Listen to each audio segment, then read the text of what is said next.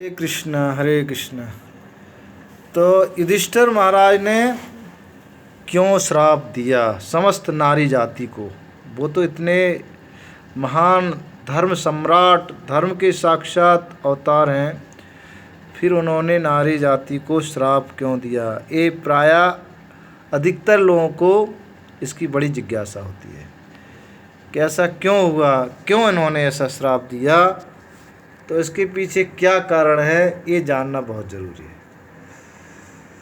कुंती महारानी को 5 देवों द्वारा, 6 देवताओं द्वारा वरदान प्राप्त था, 5 के द्वारा। तो उन्होंने कहा था कि जिस देवता का आवाहन करेंगे उस देवता के द्वारा आपको पुत्र की प्राप्ति होगी। तो सर्वप्रथम उन्होंने, कुंवारी थी, उन्होंने परीक्षा लिया जाए तो सर्वप्रथम सूर्यदेव को प्रकट किया और सूर्यदेव आके एक पुत्र को उत्पन्न करके चले गए। तो वो उस समय वो लज्जा के मारे उसने एक पेटी में बंद करके बहा दिया। उसकी स्टोरी प्रायः सब लोग जानते हैं।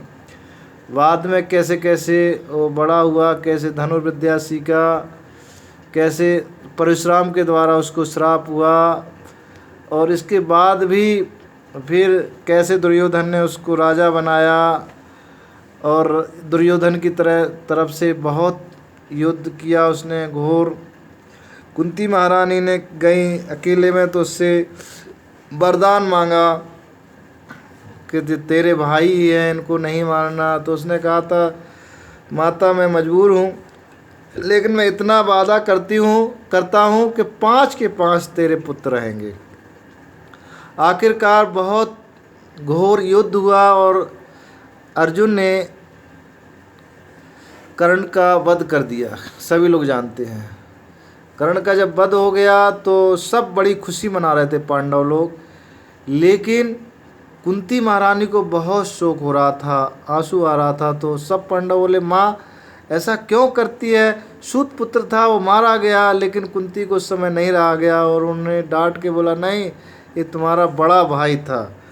ओ जब ऐसे सुनते ही 5 भाइयों के रोंगटे खड़े हो गए और बड़े रोने लग गए। ये तो माँ तूने क्या किया, और इस तरह से अगर तू पहले बताती तो मैं युद्ध ही नहीं करता, अपने बड़े भाई को मार के मैंने कितना गलत किया। और रोने लग गए और बहुत दुखी हुए। और युधिष्ठिर महाराज भी बहुत शोकाकुल हो गए और शोकाकुल आओ ना था, और उन्होंने उसी शोक में आके अपनी माँ को नहीं, समस्त नारी जाति को श्राप दे दिया कि माता इतना बड़ा रहस्य भी छुपा सकती है। आज से मैं नारी जाति को श्राप देता हूँ कि कोई नारी बात को पचा नहीं सकेगी। तो आज ऐसा कहते हैं, कोई नारी को, कोई माता को बात पचती नहीं है। आज कुछ ही गोपनीय बात बताइए, वो कहीं ना कहीं कुछ ना कुछ रूप में बता ही देती है। तो ये युधिष्ठिर महाराज का श्राप है नारी जाति को। तो ये महाभारत प्रसंग में इस तरह से उनको श्राप दिया गया।